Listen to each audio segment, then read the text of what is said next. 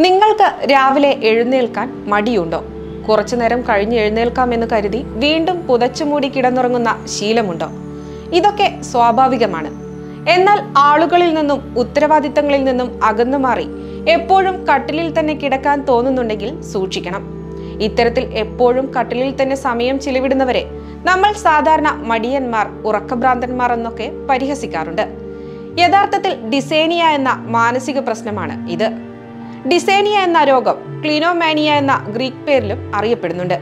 അതായത് കട്ടിലിനോടുള്ള അമിത സ്നേഹമെന്നാണ് ഈ വാക്കിന്റെ അർത്ഥം.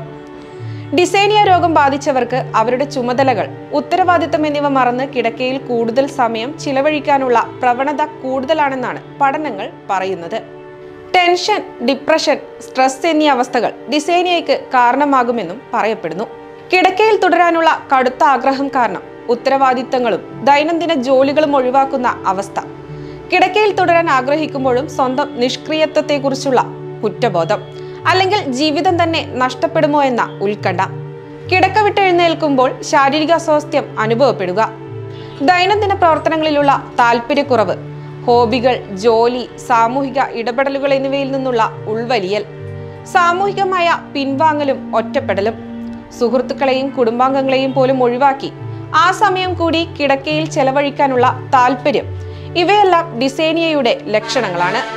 വിഷാദം, ഉത്കണ്ഠ തുടങ്ങിയ മാനസികാരോഗ്യ തകരാറുകളാണ് പലപ്പോഴും ക്ലിനോമാനിയയ്ക്ക് കാരണമാകുന്നത്. ക്രോണിക് ഫറ്റീഗ് സിൻഡ്രോം അഥവാ കടുത്ത തളർച്ച പോലുള്ള ശാരീരിക അവസ്ഥകളും വിട്ടുമാറാത്ത രോഗങ്ങളും കഠിനമായ ക്ഷീണത്തിലേക്ക് നയിച്ചേക്കാം. അതിൽ നിന്നുള്ള രക്ഷപ്പെടലായിരിക്കാം കിടക്കയിൽ തുടരാനുള്ള ആഗ്രഹത്തെ ശക്തിപ്പെടുത്തുന്നത്. ഉദാസീനമായ ജീവിതശൈലിയും സാമൂഹിക ഇടപഴകലിന്റെ അഭാവവും മറ്റൊരു കാരണമാണ്. ശാരീരിക പ്രവർത്തനങ്ങളോ സാമൂഹിക ഇടപെടലുകളോ ഇല്ലാത്ത ജീവിതശൈലി പിന്തുടരുന്നവർക്ക് കിടക്കയിൽ തുടരുന്നത് എളുപ്പവഴിയായി മാറുന്നു.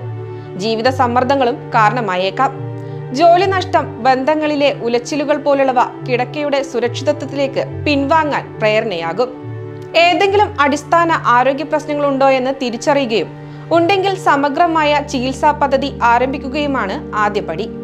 ആരോഗ്യ പ്രശ്നങ്ങളൊന്നും ഇല്ലാത്തവർ കൃത്യമായ ഒരു ദിനചര്യ ചിട്ടപ്പെടുത്തുകയാണ് വേണ്ടത്. എഴുന്നേറ്റയുടൻ കുളിക്കുകയോ കിടക്ക വിരിക്കുകയോ പോലുള്ള ചെറിയ ജോലികൾ ചെയ്യാം. ഇത്തരത്തിലൊരു ദിനചര്യ സ്ഥാപിക്കുന്നത് ജീവിതത്തിന് ചിട്ട നൽകും. എഴുന്നേൽക്കാൻ തന്നെ പ്രചോദനമാകും. സുഹൃത്തുക്കളുമായും കുടുംബാംഗങ്ങളുമായും ബന്ധം നിലനിർത്തുന്നതും സാമൂഹ്യ ജീവിതം മെച്ചപ്പെടുത്തുന്നതും നല്ലതാണ്. എത്ര ശ്രമിച്ചിട്ടും കാര്യങ്ങൾ മാറ്റമില്ലാതെ തുടരുകയാണെങ്കിൽ ഒരു മനഃശാസ്ത്രജ്ഞനെ സമീപിക്കുക തന്നെ വേണം.